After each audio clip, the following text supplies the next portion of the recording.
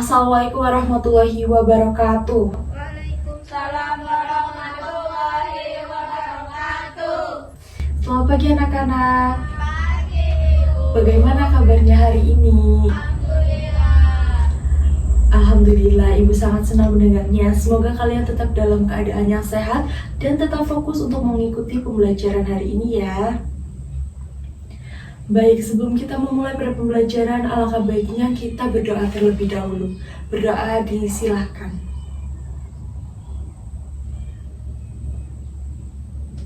Berdoa selesai. Baik anak-anak, apa sih tujuan pembelajaran pada materi hari ini? Yaitu setelah mengikuti pembelajaran, siswa itu mampu memahami pengertian dari teks anekdot dengan benar dan menjelaskan fungsi teks anekdot dalam kehidupan sehari-hari dan juga dapat mengidentifikasi struktur dari teks anekdot. Nah anak-anak, sebelum kita memulai pada materinya, Ibu akan menayangkan sebuah video singkat dan kalian harus memperhatikan videonya untuk nanti Ibu tanyakan apa pesan yang terkandung di dalam video tersebut. Apakah kalian sudah siap? Sudah. Baik, Ibu putar videonya ya anak-anak.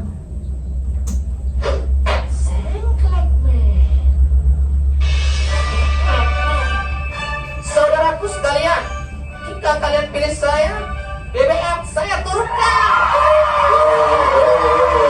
sembako saya turunkan, harga mahal juga saya turunkan.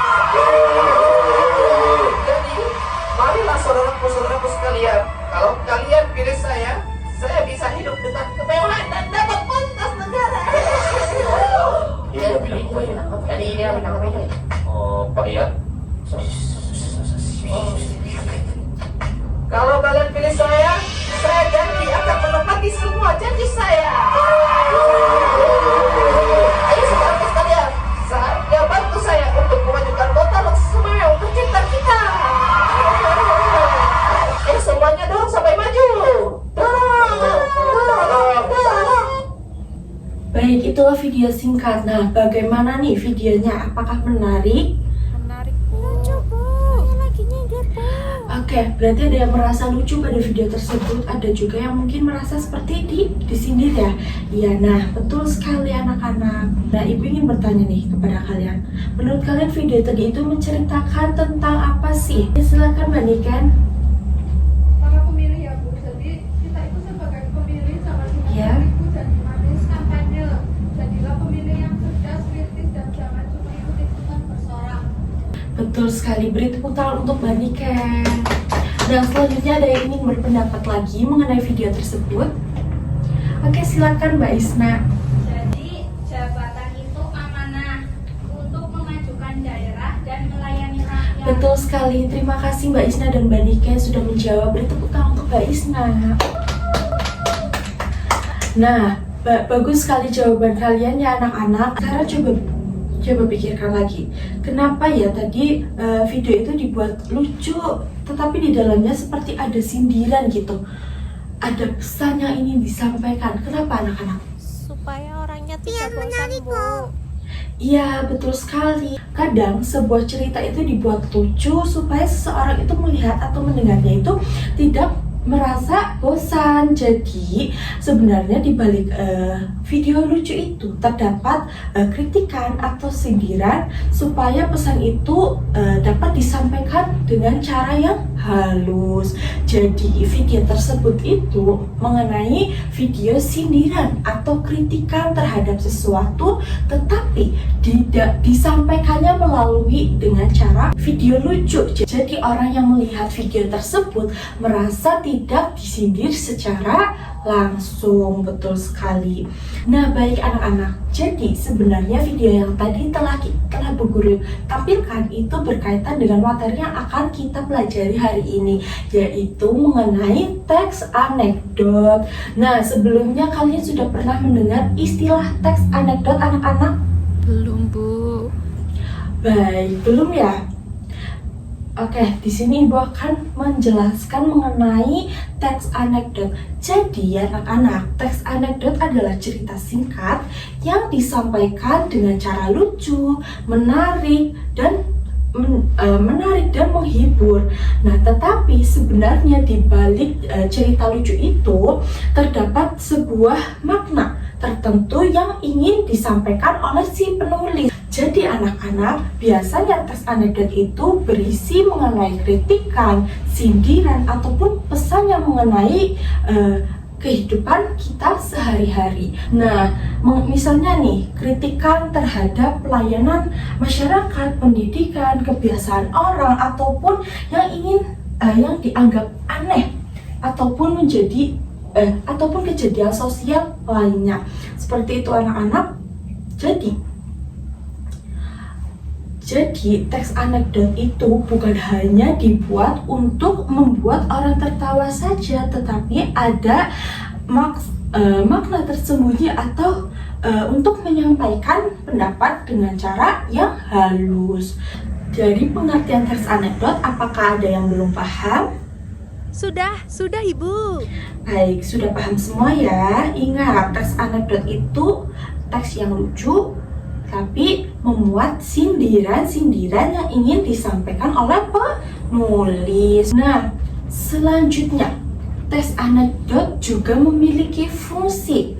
Fungsi yang pertama itu sebagai hiburan, karena isi cerita itu dibuat lucu dan menarik, sehingga pembaca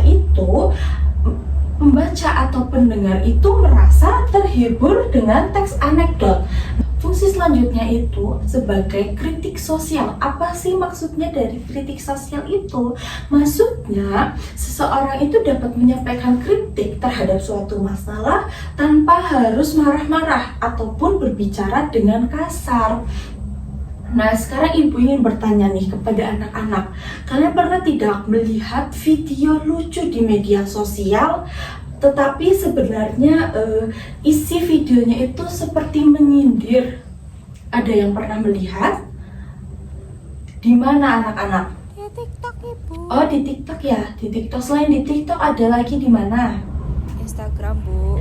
Oke. Nah, itu juga termasuk contoh dari teks anekdot. Berarti tanpa kita sadari, kalian itu sudah sering melihat teks anekdot dalam kehidupan sehari-hari. Nah, bisa dari video, dari meme, cerita singkat, bahkan percakapan sehari-hari. Nah, anak-anak, di dalam teks anekdot juga terdapat struktur untuk ceritanya itu agar tersusun dengan baik dan rapi. Nah, sebelumnya ada yang sudah tahu struktur dari teks anekdot itu apa saja? Belum Bu. Oh, baik, belum ya. Nah, jadi struktur dari teks anekdot itu ada 5 anak-anak. Yang pertama itu abstraksi. Yang kedua orientasi. Yang ketiga krisis. Yang keempat reaksi. Dan yang kelima ada kode. Jadi struktur teks anekdot itu ada 5. Yang pertama, Ibu akan menjelaskan mengenai abstraksi. Nah, abstraksi itu apa anak-anak? Abstraksi itu bagian pembuka yang memberikan gambaran awal cerita dari teks anekdot. Nah, kemudian yang kedua ada orientasi. Orientasi apa anak-anak? Orientasi itu bagian pengenalan tokoh atau tempat, waktu ataupun situasi yang ada di dalam teks anekdot tersebut. Nah, yang ketiga ada krisis. Nah, bagian krisis itu yang menjadi bagian paling penting, menarik karena mulai muncul masalah atau kejadian lucunya nih. Jadi di setiap teks anekdot itu kan pasti ada bagian lucu atau yang menariknya nih. Nah, yang bagian lucu atau menariknya itu yang disebut krisis. Nah, kemudian ada reaksi. Reaksi itu merupakan tanggapan tokoh terhadap masalah yang terjadi. Nah, jadi anak-anak, setelah krisis itu ada reaksi. Nah, misalkan nih tadi yang cerita menarik atau lucunya ada di krisis. Nah, bagian tanggapannya itu berada di reaksi. Nah, selanjutnya itu ada koda. Koda itu bagian penutup atau biasanya itu berisi kesimpulan pesan yang ingin disampaikan dari penulis kepada pembacanya. Nah, dari situlah teks anekdot itu dapat tersusun dengan baik dan benar. Jadi struktur teks anekdot itu, ingat anak-anak, ada 5. Misalkan kurang dari 1 itu, maka teks anekdot itu tidak tersusun dengan benar atau baik. Nah, selanjutnya kita memasuki pada contoh teks anekdot. Baik anak-anak, sekarang perhatikan ya contoh teks anekdotnya. Coba kalian baca perlahan dan pahami isi ceritanya ya anak-anak. Sudah? Nah, dari contoh tersebut kalian bisa melihat nih bahwa cerita dibuat lucu, tetapi sebenarnya ada pesan tertentu yang ingin disampaikan. Betul tidak anak-anak? Nah, coba kita lihat bagian strukturnya. Di sana terdapat abstraksi, orientasi, krisis, reaksi, dan koda. Betul tidak?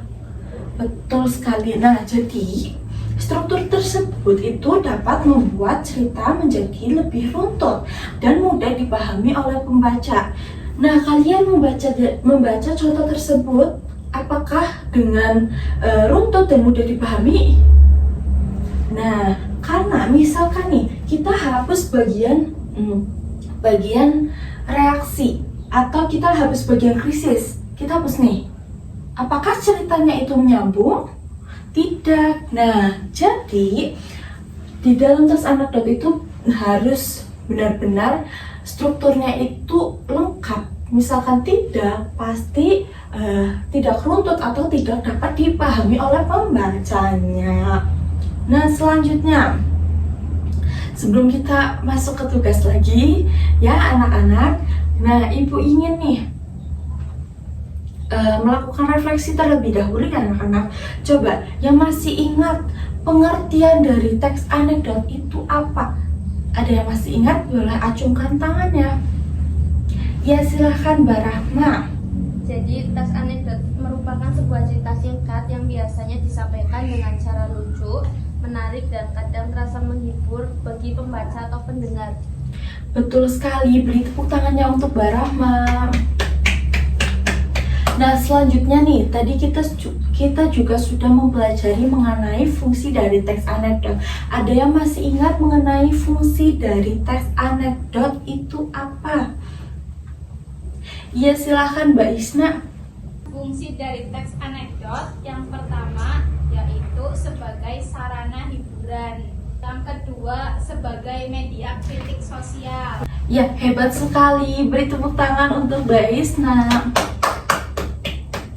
Selanjutnya ada struktur dari teks anekdot yang tadi kita sudah pelajari mengenai strukturnya.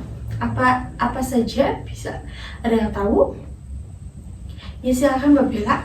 Jadi yang pertama ada abstrak, kedua ada orientasi, 3 krisis, 4 reaksi, dan 5 koda. Iya, betul sekali. Jadi beri tepuk tangan untuk Mbak Bella. Jadi betul sekali ya anak-anak yang dikatakan oleh teman-teman kalian. Nah, sekarang kita masuk ke dalam tugasnya. Tugasnya apa? Ayo. Jadi tugasnya itu kalian berdiskusi dengan kelompok kalian. Kelompoknya itu dengan teman sebangku kalian ya anak-anak. Nah, nanti setiap kelompok itu akan mendapatkan teks anekdot. Nah, tugas kalian adalah membuat bagian abstrak yang sudah ini soalnya ya anak-anak. Abstrak, orientasi, krisis, reaksi, dan kodanya dari teks tersebut ya. Nah, selain itu kalian harus menentukan bagian-bagiannya dan kalian juga harus menjelaskan alasan mengapa bagian tersebut itu masuk ke dalam struktur yang kalian pilih. Apakah kalian sudah paham? Jadi diskusikan bersama kelompok masing-masing ya dengan baik. Semua anggota itu harus ikut kerjasama dan menyampaikan pendapatnya ya. Kalau ada yang bingung atau kesulitan, kalian boleh tanyakan kepada ibu ya. Nah, setelah itu kalian nanti presentasikan ke depan sesuai dengan nomor kelompoknya.